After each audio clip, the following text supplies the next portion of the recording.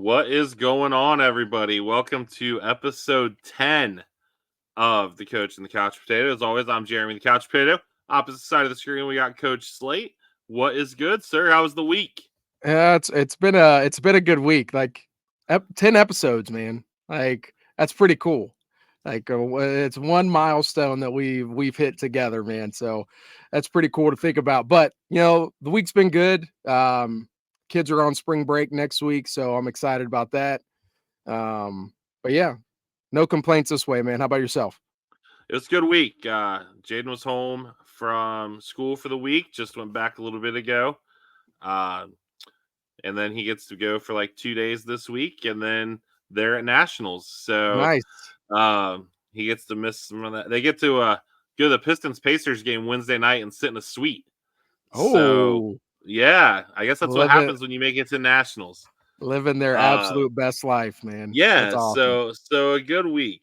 Yeah, 10 episodes. That's wild to think about I too. know, I mean, man. really, like we just like threw this thing together, kind of like. I mean, we Yeah. we had the discussions, but then it's like, you know what, we're going and we're going now. Yeah, we're just gonna do it, Um, so yeah, yeah. speaking of going and going now, uh Benedict Tony Alford. Um, looking at this from sheerly the fan side of it is wild. Obviously at the end of the day, you know, I will tell any player, coach, whatever, you got to do what you feel is best for you.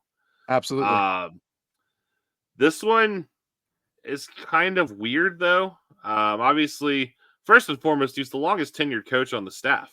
Yeah.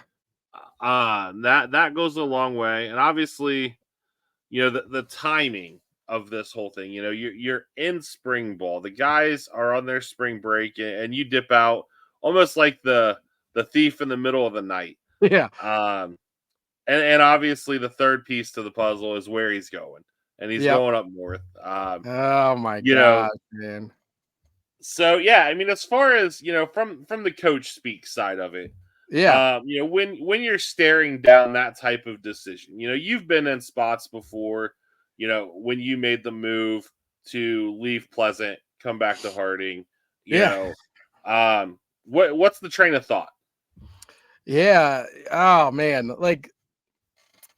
I've been trying to really wrap my head around this since the news popped out, man. It's just crazy to think about. But from the coaching side of things, leaving a school that you've made some real connections with is always extremely tough. You mentioned when I was at Pleasant, for those 3 years, I had built some genuine relationships there in that community, and I truly had a blast. And at the time, like I really wasn't looking to leave Pleasant unless it was to come back to Harding. That's how much I loved it out there and the respect that I had. And I understand Harding and Pleasant are rivals, but Harding was home, so it made it easier for me to tell the people like, hey, I'm stepping away. I'm gonna go take a step down in my career as far as what I was coaching, because I wanted to go home, and so that made it a little easier.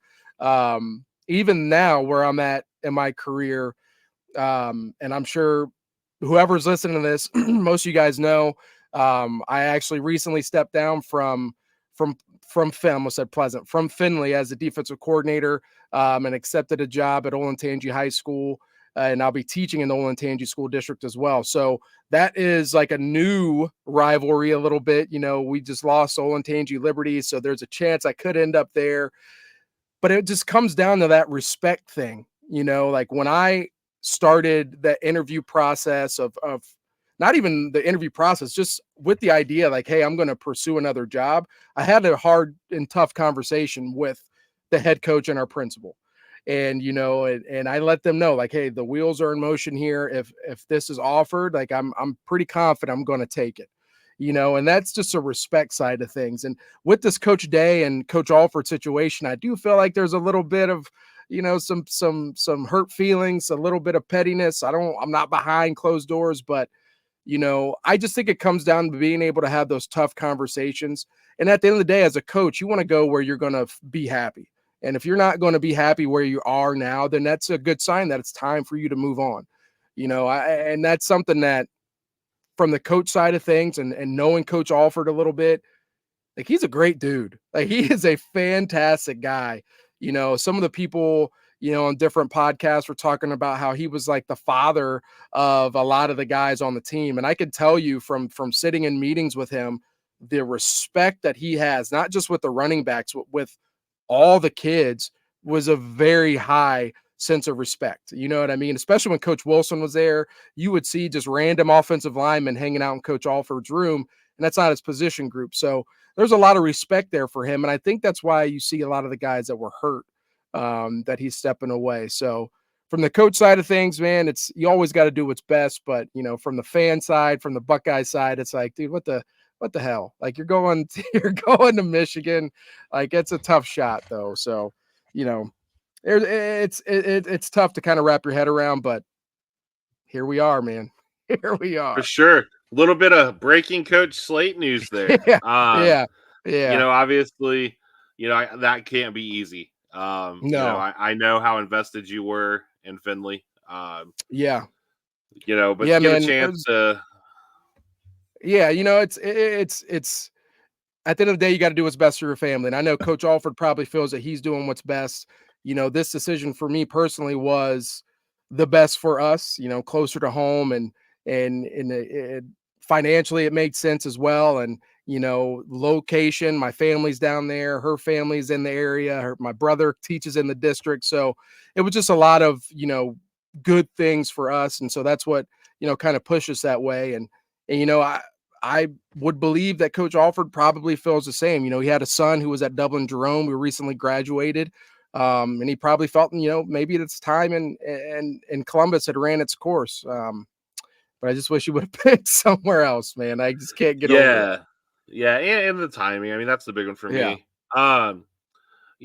Was he a dead man walking? You heard so many different theories out there this offseason, even before the Chip Kelly thing and before Bill O'Brien came in, that Alford might not be safe. Yeah. And then you see contract extensions come out like they do every year, and essentially every coach but two on the staff Yeah. got extensions, and that was Coach Alford and Coach Fry, both guys who have essentially been on at least in the fans world, the hot seat.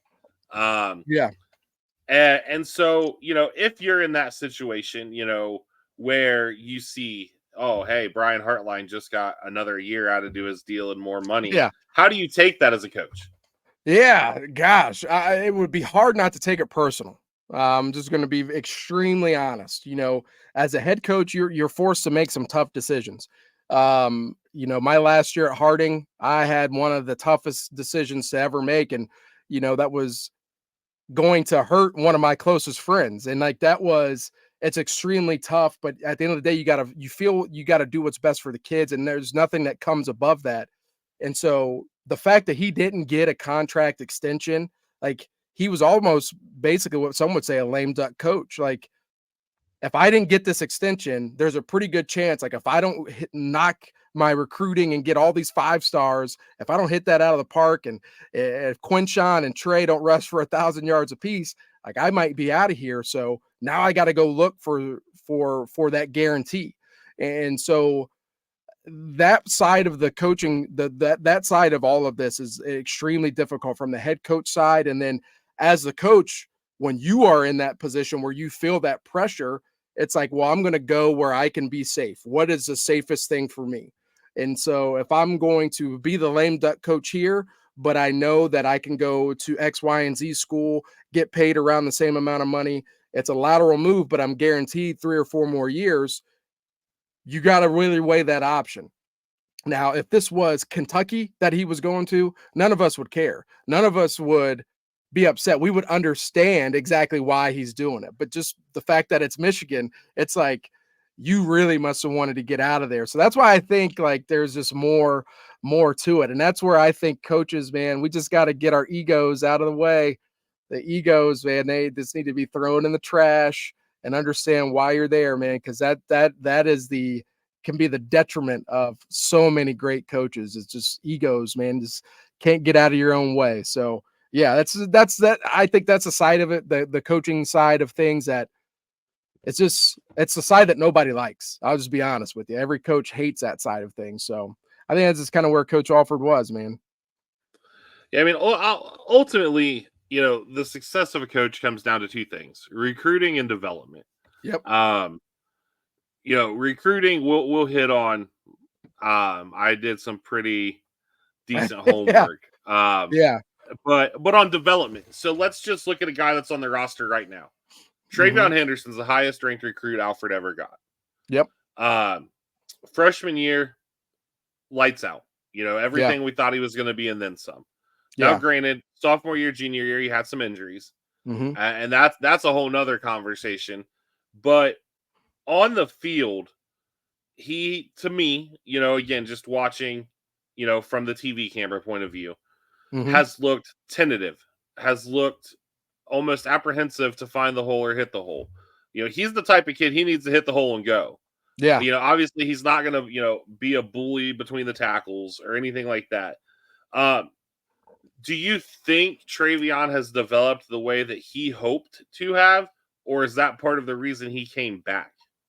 I think that's a great question, man. And I got a question for you after we get done with this, but I think that's part of the reason why he came back. I feel like the last 2 years, and this is just my personal opinion, that Trey was trying to be somebody that he wasn't. And I say that in the idea of, he is your all-purpose type of back. And I feel like he was trying so hard to prove that he could be that every down back between the tackles. And it's just like, as a coach, you want to develop that side of things, but you also want to cultivate what he was already great at. You know what I mean? We want to make sure that the receiving side of things and the hitting the edges and that side of things that's what he's really good at. We really want to help that side of things too. But the between the tackles and working on that vision is something that we are going to continue to build. All right. He may not ever be perfect at it, but we already know he's elite at this stuff. And so that's where I think, some of the disconnect between, Coach Alford and maybe Coach Day kind of came from because, for the last 2 years, Trey is just, he's looked the exact same to me. Now, granted, he's gotten bigger. I think he's gotten more explosive. But as far as, being able to stay healthy and doing those different things, like it's been tough. So I think a lot of that does come back to the running back coach. I mean, you saw Trey's tweet that he put out and how he feels about Coach Alford. At some point you want to see Trey take that next step. And I just don't know if he ever did. And so I think that's what, as a running back, if I was a Division I running back at Ohio State or any Power 5 school, if I'm a starter for 3 years, I'm gone. Like, I'm not sticking around for a fourth year because my time in the NFL is limited. So the fact that he came back lets me know that he feels like there was still some more developing that needed to happen. So I do think that does fall on the coach. It's a tough spot to be in, but I do think that falls on Coach Alford. All right. So, what's your question? Yeah, I just wanted to know from the fan perspective. We always talk about the coach's perspective, but from the fan perspective, when you got that update that Tony Alford was going to the team up north, what was your instant reaction? Um, politically correct answer was what the hell. Um, there were a couple of texts sent out. I think one of them was to you Yeah, it that was. included a couple more expletives. Yeah, it just and if the turnabout's fair play though. I mean, let's revisit history. Yep. Ryan Day went shopping at Michigan's defensive staff, He did, and man. now granted, Matson, okay, not bad. The Al Yeah. Washington hire was an absolute freaking debacle. And obviously, from the fan side of it, there's a reason he was coaching at Michigan, obviously. Um, Yeah. and Yeah. now, he's over in South Bend chilling with Marcus. Yeah. And, you know, but yeah, I mean, I assumed Alfred was probably on the chopping block in January. And Yeah. then he makes it through, and we're like, okay, cool deal. You hear a little bit of rumblings now, especially he turned down Miami. There were a few other jobs out there, but like I said, I can be petty myself in life. So when I saw the timing and the wear, you know, Yeah. to pull no punches, it was kind of a dick move. I mean, Yeah. if we're being Yeah. seriously. Um, but I think it's one of those things that it's going to benefit both parties in the end. Yeah. I You agree know, 100%. it gives him job security, you know, to take care of his family. Um, you know, and it's just a change of scenery. And we've seen that so many times in sports. Yeah. A change of scenery for a player, a coach, whatever, leads to kind of that revitalization and they find that love again. Um, you know, one of the things that has really stood out about the running back position, you know, as you look through things, Ohio State hasn't had a two back class since 2021. Wow. I didn't even realize Uh, that. you know, you factor in, and this is probably my biggest beef with him as a fan. Um, you've been left at the altar twice in the last 2 Oh my years God. I know. because you know for all the success that Brian Hartline has in South Florida, Tony Alford is basically the patsy. I mean, you know, he really Yeah. is the guy Yeah. who those guys have been able to use to get their bag even bigger. Yeah. Um, you know, you lose Jordan Lyle and Mark Fletcher, and it's not like you lost them to two different schools. You Yeah. lost them both to Miami, which Miami is, you know, there's the memes out there of a dumpster fire sliding down the road, and that's Miami football. You know, I might hate Miami as much as I do Michigan, and that's saying something. But That's you saying a know, lot. they they've done nothing since, you know, the Ken Dorsey days. Yeah. Ohio State broke Miami, if we're being serious. Yeah. Yeah. But you know, they throw out all this money and it never results. You know, what was it? Middle Tennessee State, you know, goes into their house and beats them in front of the 50 fans that were there that day. It's crazy. Um, so that stings. You know, there's going to be flips, and Ohio State flips kids all the time. But Yeah. you know, and that's something we're going to get into though. You lose out on so many kids because you're either putting your eggs in the wrong basket or you're just getting played. Yeah. Um, you know, obviously at the high school level, you don't have to deal with recruiting, but you have to deal with hard, honest conversations, For be it sure. playing time or a role in the squad. You know, just like as a coach, you know, you're going to do your best to be straight with the kids and you want the kids to be straight with you. But, you know, I feel like as a coach, you should be able to kind of see through the BS sometimes. Yeah. Um, and so, you know, with the misses that we've had, you know, the recovery just hasn't been there. Yeah. Um, you know, so you've seen Alford in meetings though, you know, Yeah. and it seems like he Yeah. has the respect of his players. Absolutely. Um, so how do you know a lot of the names that I'm going to talk about, you know, as we go through these last, you know, from 2016 to 2024. But, you know, what would you attribute some of the either misses or the just sheer craziness of like the Miami flips to? Yeah, I think you hit the nail on the head when you said it was putting all of your eggs in one basket and kinda forgetting about the other things that were out there. My thing is, with Tony Alford, so and had a conversation with somebody about this the other day, like, who was a Michigan fan, and they were talking about, like, the development of Zeke and all that stuff. I'm like, "He wasn't there, like, he had nothing to do with that. It was Stan Drayton." Like, like, don't get caught up in that. Like, gosh, man, my biggest thing with Alford is I wish he would have gone back to the well. All right. You went and got J.K. Dobbins. And where'd you get him from? You pulled him from the state of Texas.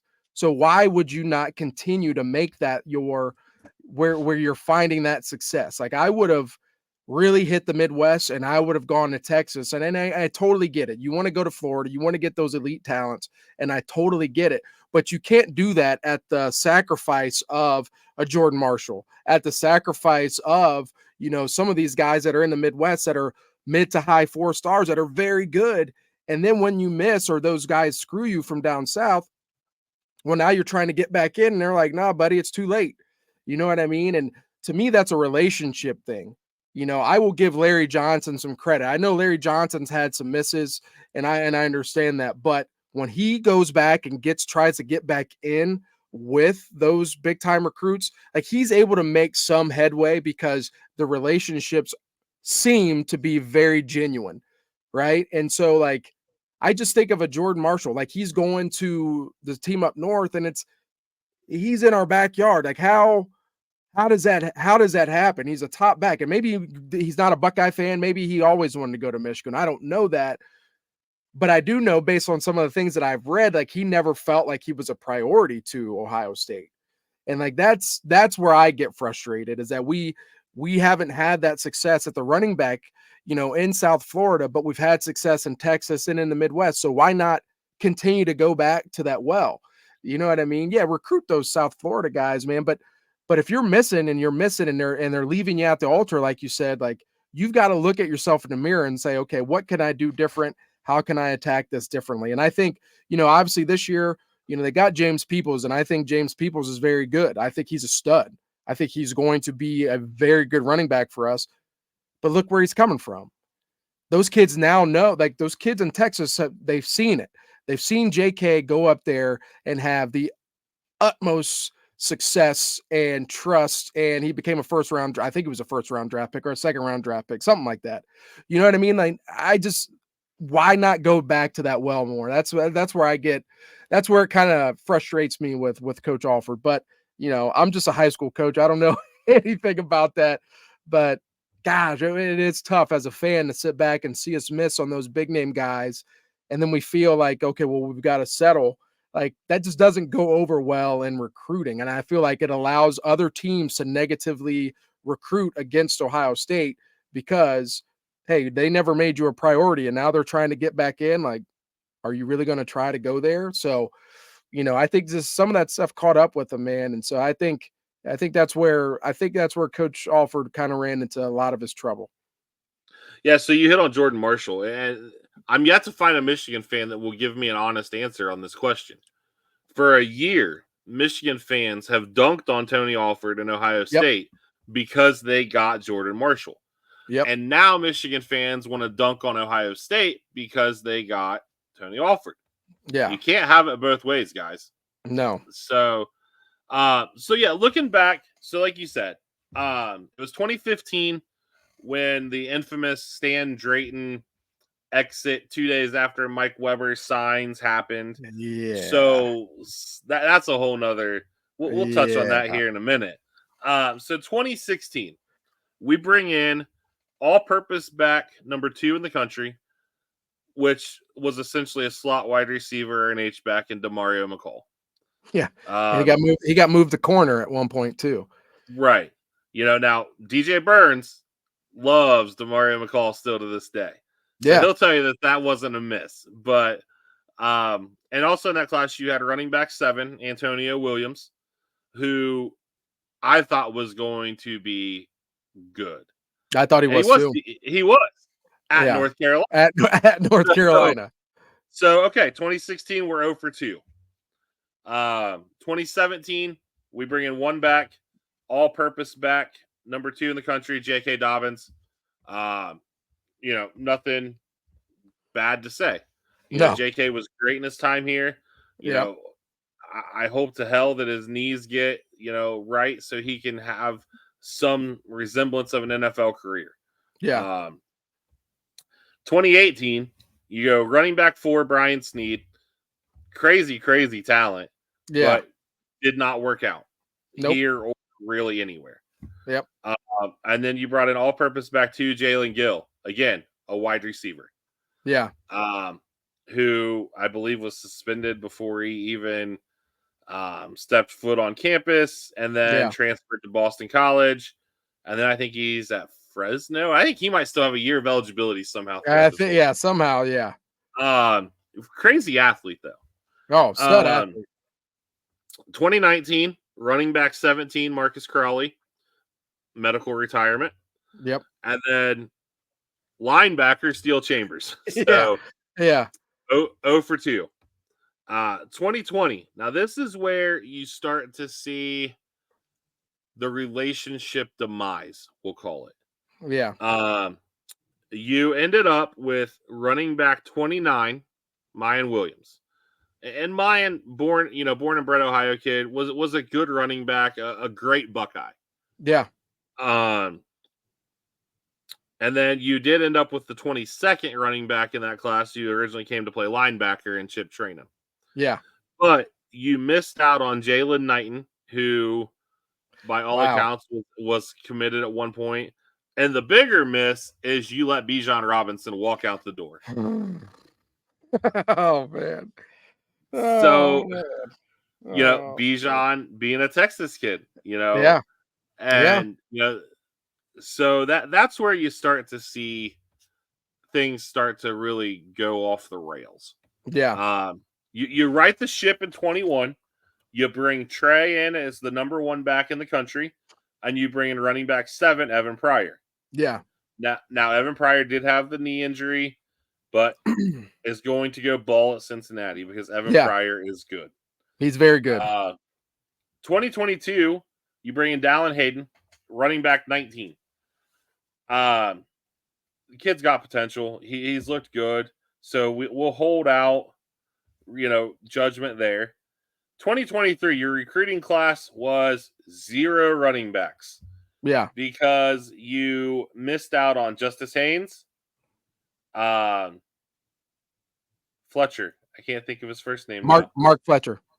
Oh yeah, him and the kid that went to Georgia.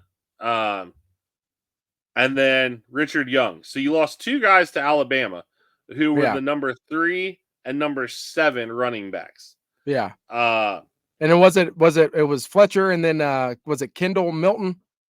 Kendall Milton was in that class too. Yeah. I'm trying to make sure of. So that class was just an absolute catastrophe. Yeah. Now thrown into that, you did get Trey Sermon in the portal, but just like with getting Quinshawn, a lot of people will say that Quinshawn is a Ryan Day recruit. Yeah. So it's not like you really went, far and beyond. And then in 2024, you missed out on Jordan Marshall. Yep. Now you are bringing in James Peoples, who we both think is going to be really good. He's and then you've got Sam Williams-Dixon. Yeah.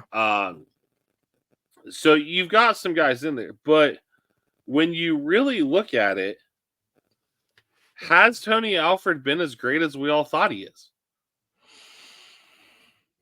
It's, if you're looking at it from the recruiting side of things, like it's kind of, I think everybody kind of bases everything off of what they did in college and then what they do in the NFL, like where they drafted. And if you're basing it off of that, then you're going to say like, no, he has not, held up his end of the bargain. He hasn't been at an Ohio State level. I mean, you just look at the running backs that we've had come through here.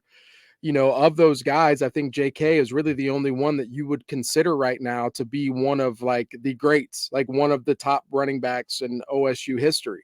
And you look at a school like Alabama, you look at Texas with Bijan, like you see these programs, especially Alabama, every year they've got somebody new that is just out of this world. And then they've got 3 or 4 guys that are just waiting in the pipeline who are willing to wait their turn and bide their time and really go out there when it's their opportunity.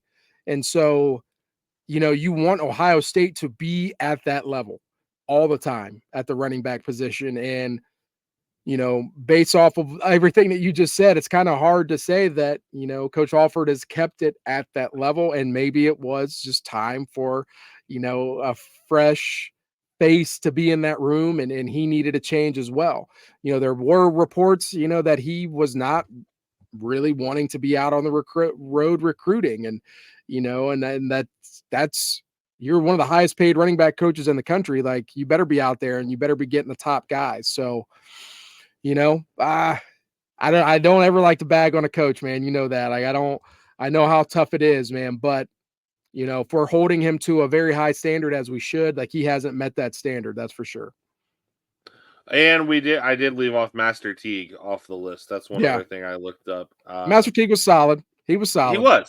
He was. And an even better guy. I mean, Oh my, phenomenal dude.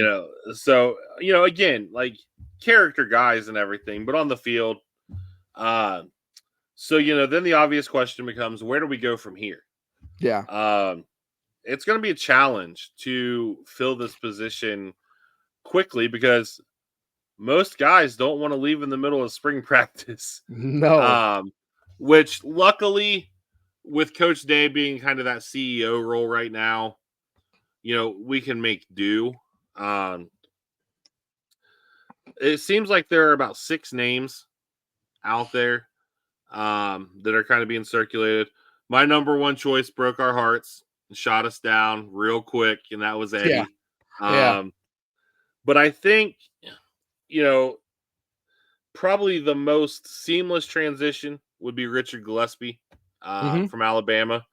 Has recruited a lot of the same guys we have, is recruiting a lot of the same 25 guys that Ohio State is. Yeah.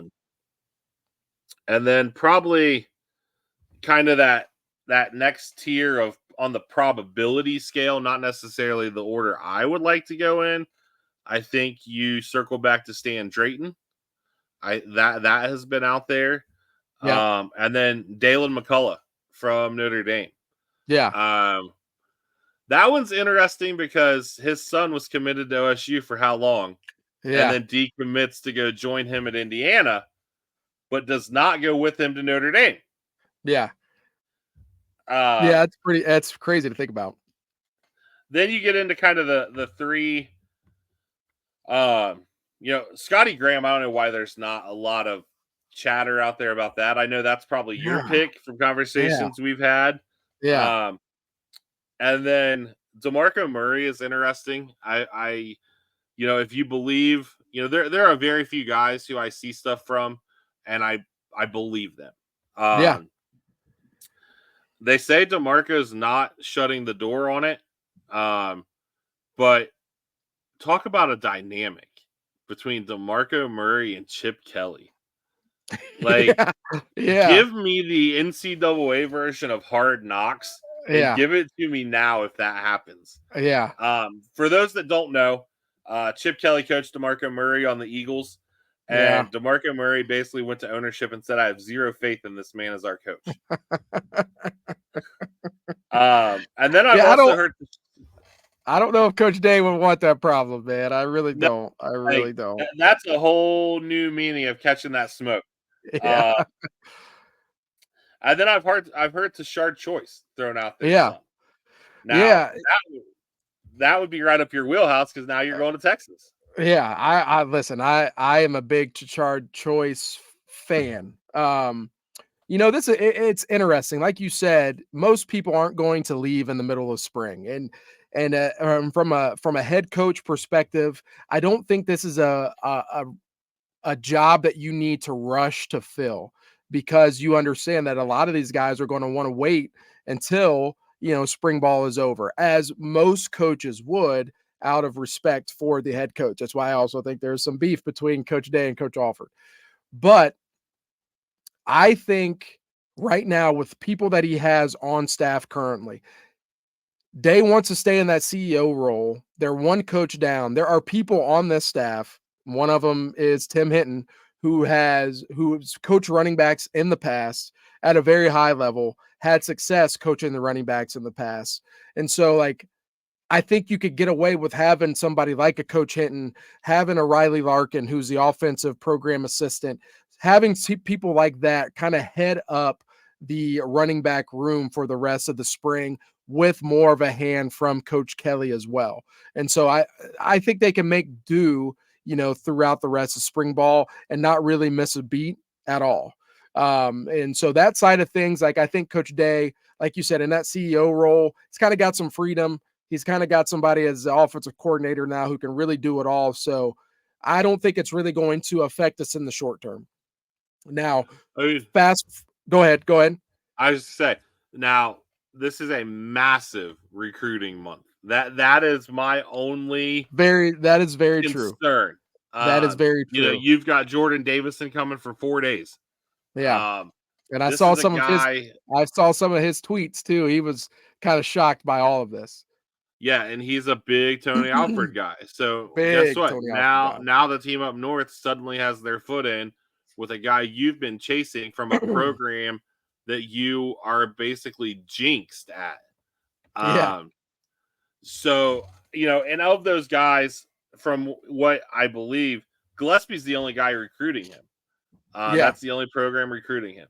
So that's my only fear is that the longer totally this drags out, but the nice thing is if you miss out on Davison, you have 2 Ohio kids that right here in our backyard, man. There's no, I don't want to say there's not a drop off, but they're fine. Like, they're pretty good. They're pretty good. My biggest thing from the coaching side of things, and when you were talking about how I'm a Scotty Graham fan, I'm not a big fan of and I totally get why people do it. You're young, you want to bounce around and you want to coach.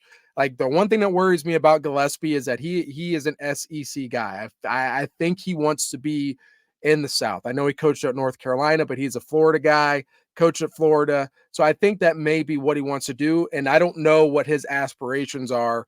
I don't know how long he's going to be here. You go look at a guy like Scotty Graham, who's, early 50s. He was a captain here, played fullback. He's not going to go anywhere. And he's proven that he's been able to have a 2-back system at Arizona. He obviously went with Coach Jed Fish up to Washington as well. So that's one of the reasons why he's one of my top choices. But a name that you didn't mention, and I think is going to get a lot, I think there should be some conversation about him, is Matt Merritt, who's down at Miami at the U. He was a GA at Ohio State for 3 years. He was there with Zeke. He was there the national championship years. Had a lot of respect from that running back room, a lot of respect from Coach Meyer. He's a Columbus guy, played football at Capital, and he's just gradually worked his way up through the ranks. And now, he's at the U, and that's a big job for him. I wouldn't write somebody like that off, especially if you're going to say, like, hey, we're going to pay you $750,000. That's going to be almost a $300,000 pay raise from what you're going to get. Come up here. And so that is the one thing Ohio State has for them. Coach Alford was top 3 or 4 paid running back coaches in the country. So they're going to be able to throw a lot of money at these guys. So, like you said, this is a big recruiting month. So if you do want to make it happen soon, you can say, hey, Gillespie, we're going to make you the highest paid running back coach in the country, but you got to be here in a week. And you got to, that's just the way that it's going to have to be if you're really looking at it holistically from that recruiting standpoint that you brought up. So Ohio State's in an interesting spot. I do think and believe that we are going to get somebody that is going to be a stud, and they're going to recruit and they're going to develop, and it's going to be a fresh face and a new voice in that room. And I think whoever it is truly going to get the best out of those guys. I really do. I think they've got a good room, obviously, this year with Peoples and all those guys coming, or that will be here next year. Hopefully, Dallin Hayden has some success and sticks around for one more year.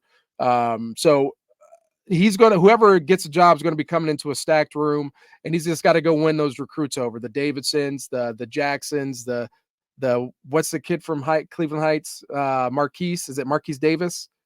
Yes. I just forgot he's a stud. So I think whoever it is going to be coming into a good situation. Let me double check that real quick. I think, like you said, Gillespie does move around a lot. I don't think that you're going to get DeMarco Murray away from his alma mater. I've always been a players guy. And so, like, the way Stan Drayton did Mike Weber really rubs me wrong. Obviously, Stan Drayton was a phenomenal running backs coach. So I think you could see, obviously, if they go Gillespie and they whiff on that, I think you're looking at probably Drayton or McCullough, if I had to guess, as kind of the next two choices. Yeah. Um, but we'll see. Yeah. It's exciting to follow. I mean, and so far, every situation we've been faced with this offseason, we've came out smelling like roses. Yeah. So, one job that Ross Bjork does not have to worry about filling is the head basketball job. Yeah, man. Um, they made it official today. They hired Jake Diebler. You know, 3 points and 30 fouls or whatever the Oh difference my was the gosh. other night. That game was brutal. Like the Big Ten basketball refs are atrocious. Like I watched a little bit of Purdue Wisconsin yesterday, and Zach Edey lowered his shoulder and went fullback over a defender, and the guy got called for a block. Yeah. You know, you're the biggest dude on the floor, Yeah. and you get away with the most. It's not supposed to work like that. Like I tweeted yesterday, Zach Edey could punch a guy in the face, and the defender would get called for a foul. Yeah. So the Big Ten officiating aside, though, that team, and I'm not by any means nearly the basketball fan I am a football fan. Yeah. But I watched enough games this year that team was totally different with Jake Diebler in charge. Totally different. And so, I think they made the right move. I don't know the numbers yet. I know it's a 5-year deal. I would assume it's a relatively low buyout. Yeah. Given, his inexperience as far as in charge. This guy's been coaching for 14 years. I didn't realize that. Yeah. And then another cool little thing. Somebody asked me today, how can you recruit? What are his recruiting chops like? Yeah. Well, he was at Vandy at one point. Yep.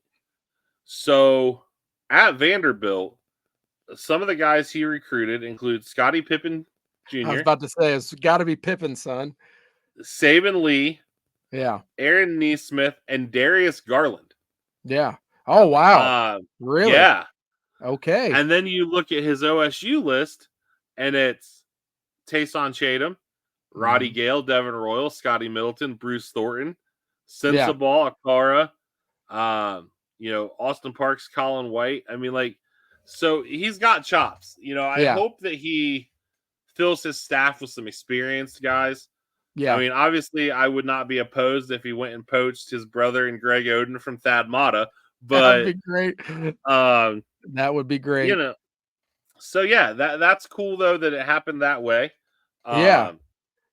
Yeah, and from the coaching side of things, man, for that situation is not easy. Like that is so tough. I think back to, when I was working under Coach Brady at Harding, Coach Brady gave me and CJ Wessler so much responsibility that you just have so much respect for them. And if they were ever put in a situation where they would have to step away and you would have to step up, like you never want to make it seem like you're thrashing or bashing Coach Holtman or the guy that came before you, because if it wasn't for them, you wouldn't be in that spot. But at the same time, you're also auditioning if this is a job that you want. He made it very clear, like this is where he wants to be. And so he had to make it his own. And the energy that he brought, you could just see it resonate with the guys. I'm not going to sit here and say that I'm some astute basketball fan. I'm just a Buckeye basketball fan. I when it's on TV, I watch it. I follow the recruiting a little bit. I love when we get those big guys. I love that I remember when we got D'Angelo Russell, I was like super geeked about that. It's a true like one and done. Like I know people are always like, we don't really need those, but at the same time, like sometimes you do. Sometimes you need those stud athletes to come for 1 year, and help you get over the hump. But to see the level of focus and energy that they played with, in those 8 games under Diebler, it was just so cool. And the way that he meticulously thought through all of his interview questions, and you could just see it. Like he never once talked negatively about the way things were prior to him. He made it about now. And people underestimate how tough of a skill that is for a coach that's put into his situation. So I'm just glad he got the job, and kudos to him for the effort that he put in to make sure that those guys knew that they were still a part of something special. I'm hoping some things fall their way so they can get into the tournament. But I think getting somebody young and energetic like Coach Diebler, and the way that he's recruited, all those top recruits that we've gotten have come from him, like you just mentioned. So I think Ohio State basketball is going to be in good hands for a while.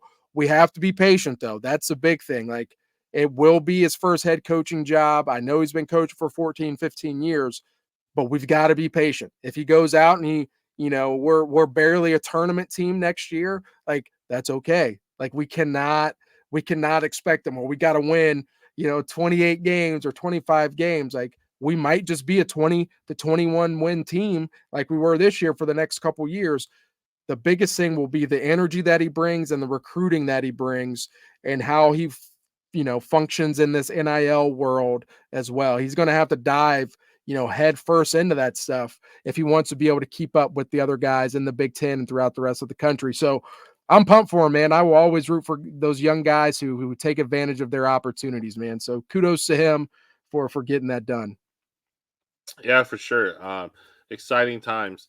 I mean, I guess to circle back, on the running back thing, as far as to kind of close that out too. Um, I don't know who it ends up being, and I don't know that I have a preference. Yeah. Um, you know, but I just, like you said, I think we're going to come out fine. I mean, do you have a preference, or? I'm always partial, man, to the two former Buckeyes. We've had so much success with that, with Tim Walton, with Brian Hartline, and then and obviously now we got threes back, and then like the unsung guys like the Devin Jordans, who are Hartline's right hand guy, who wasn't like a big time player here at Ohio State, but was the definition of what a Buckeye is. Like, has kind of worked his way through the coaching ranks to get back to being a Buckeye. Like, we've had a lot of success with that. So like, I am partial to Scotty Graham a little bit. I can't sit here and lie to you. The one thing that's just stands out to the most about him is his 15 years of working with the NFL Players Association. Coach Day stresses that he wants guys who have NFL ties. Imagine being able to go into a recruit's home who their goal is to come to Ohio State, win a national championship. In 3 years, I want to go be a first-round pick. Imagine going into that home with a guy who has advocated for NFL players his entire professional career. Like, he is the definition of a player's coach. You know what I mean? And so, like, I just don't want people to like overlook that. And if we miss out on Gillespie and we end up with Scotty Graham, like, you're getting somebody who has done this for the last 5 or so years at a pretty high level, but you're also getting a guy who has so much administrative, player support, like, experience, that it would be like having another dad that you're sending your son to. You know what I mean? And so that's something that stands out to me a ton. I don't think DeMarco Murray is going to happen. I really don't. I as good as he is, I don't see that with this history with Chip. I just don't see that happening. But if I had to pick, like, it would be Scotty Graham, and then I'm a big fan of Matt Merritt as well, a guy who's been there, won a natty, knows what it takes, knows the history of the rivalry. He's a young guy. He's not going to go anywhere for a while. And so that's another name that I would really be excited about. But whoever we get, like, I trust Coach Day, man. He's done nothing to make me believe that he's not going to get the best candidate for our guys. So, whoever we get, man, they got a stacked room and they'll be okay. For sure, for sure. So yeah, with it being Selection Sunday as we record lists and the Diebler hire, we thought we'd change it up a little bit today for Mount Rushmore and go all-time favorite basketball Buckeyes. Yeah. Now, because it's basketball, we're gonna do 5 instead of 4. Yeah. Only fitting. And mind you, like I said, I'm not a huge, like, diehard Buckeye basketball fan. Yes, I want them to do well. I watch them. but I can't sit here and tell you the history. And for that reason, the obvious omission off of my list is Jimmy Jackson because Yeah. I was like 6. Um, you know, Yeah. I know Jimmy Jackson was great almost before his time. I Yeah. know we screwed up when we didn't recruit his son. Yep. Ohio born, Ohio bred. Um, so I do have an honorable mention, so we'll go with the 6th man. Okay. And it's only because he is probably the ultimate what could have been, and it's Greg Oden. Yeah. Um, you know, that that was like the Ohio State just became legit recruit. I know. We did get to see flashes of him at the end of that year. You Yeah. know, you know, Billy He was Donovan and he was Jakim special, Noah. man. Yeah. He was. He was Um, special. so my 5, no order. You got to go Michael Redd. Um, the dude made the 3-ball cool in Columbus. And along with Michael Redd, a guy who I kind of thought there might be a hair more buzz when the coaching job came open, and that's Scooney Penn. Yeah. Um, you know, that dude was like the undersized point guard. He was like the college version of Spud Webb in a way, I feel like. Yeah. Um, He played so hard, man. That team was so much it was so much fun to they were watch. fun. And then Yeah, speaking of playing hard, Aaron Kraft. of course. Um, you know, dude that came out of nowhere, really. Committed to Tennessee and ended up coming home.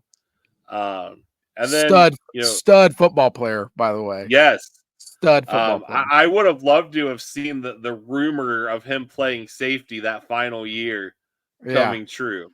Yeah. He was pretty And good then football player. we talked about Greg Oden, and Greg Oden was the infamous package deal, and a lot of Yeah. people don't realize, but the package was Greg Oden and Mike Conley. Yeah. And Mike Conley is still playing in the league at a high level to At a this very day. high level. Yeah. And then my 5th one, just a dude who could fill up the bucket, and that's LaQuinton Ross. Wow. Just one of my favorite guys to watch play. Yeah. I was not expecting LaQuinton Ross. That's a good one. That's a Hey, good one. we dove into the archives. Yeah. Man, this was tough. When you sent this to me, I'm like, oh gosh. Like, so all my basketball fans out there understand, like, I have one of the best jumpers ever. I will confidently say that. I can shoot the ball, but I am not a basketball player. I was the guy who made the team who coach said, "Hey, I know you're 5'7", but we want you down low getting rebounds because you're a football player." That was me. That was me. So I am not some basketball savant. It is my favorite sport to actually play, though. But when it comes to Buckeye basketball, like, my dad is like the biggest Buckeye basketball fan and always has been. So like whenever they play, like even to this day, like we'll talk on the phone and stuff, and he gives me a dissertation like he's, is actually on the coaching staff, and it's so cool to see. But this was tough, man. This was tough. This was tough. So I'm gonna go with some honorable mentions like you did. So my 6th man honorable mention would be, and it was hard for me to leave this dude off the list, but Mike Conley. I love the way he played. Every time I watched him, I remember watching him when I was in college, and one of our coaches, I can't remember which coach's name, but he was a basketball guy, and he said Mike Conley would just be such a good quarterback because he just distributed the ball well. You know what I mean? Like, he had good vision. He saw things so fast, and so I was always a big fan of him. But to start out my starting 5, I've got Aaron Kraft. Aaron Kraft is one of my favorite athletes of all time. Like, he was just so much fun to watch. He just played so hard. He was a football player on the basketball court, and that's one of the things that I loved about him. And we always used him as coaches. We always used him as an example of multi-sport athletes, like, because he was a stud football player in high school at Liberty Benton, and so like he was one of my favorite players to watch on the court, and he's one of my favorite athletes ever. My next one would be D'Lo, D'Angelo Russell.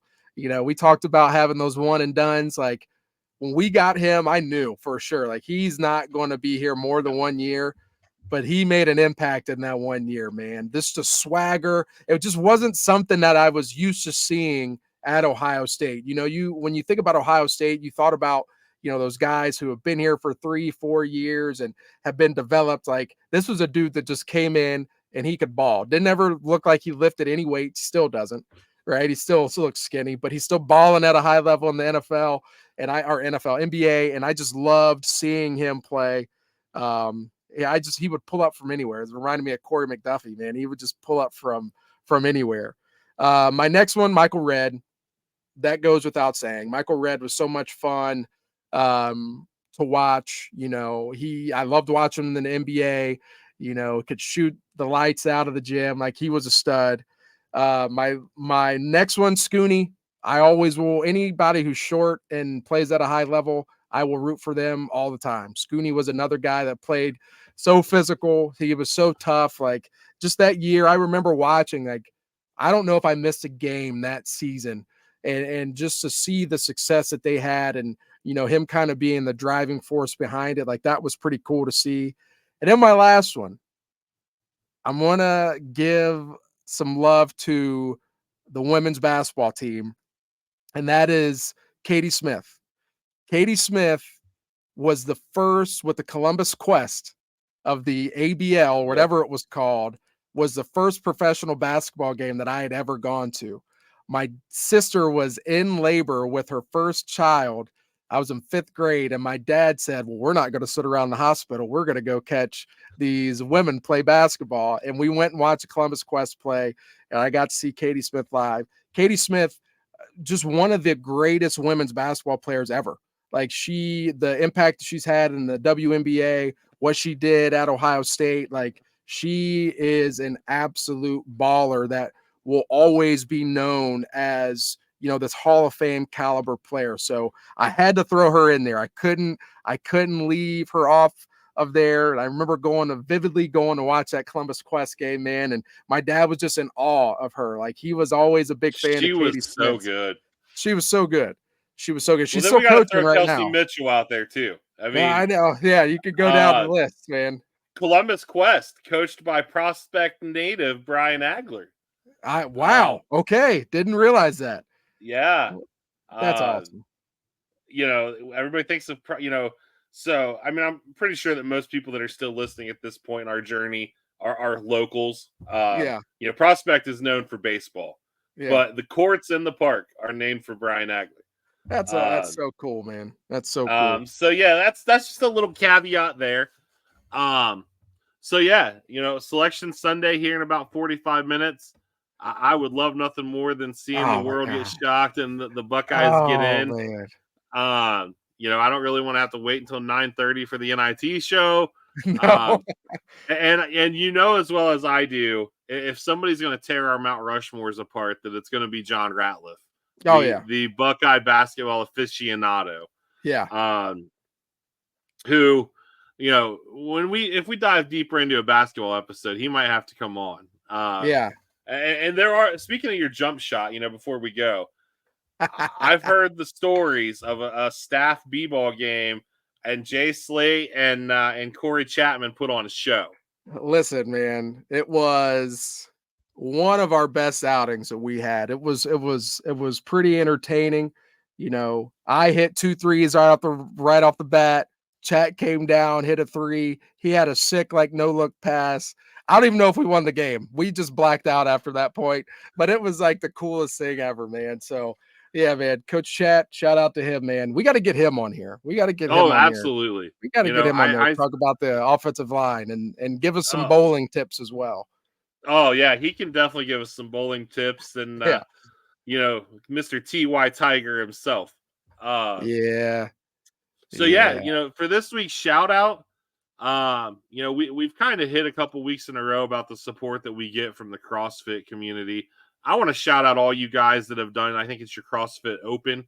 You know, you guys kill it. You know, And if you follow us, Slate's wife, we're trying to garner the support for this Golden Barbell Yeah, Award. man. Yeah. Uh, Slate's mother-in-law, my son had her as a teacher. Yep. She's out here killing the CrossFit games. So you guys just keep Yeah. doing what you're doing.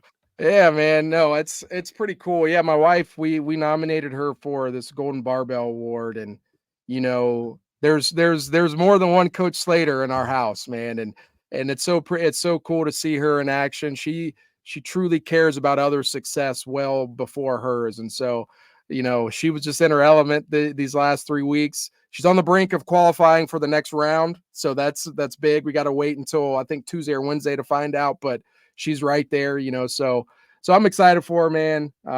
It's been fun. It's been my lower back hates me today, but we're battling through this. But I did want to give a shout out. You brought up my wife. I did want to give a shout out to my wife. Like that is something that, that's my girl. She supported everything that I've ever done coaching wise, never batted an eye. And so it's so cool to see her and her element that puts a smile on her face. The way that I feel about football is the way she feels about CrossFit. So shout out to my wife, man. You're killing it.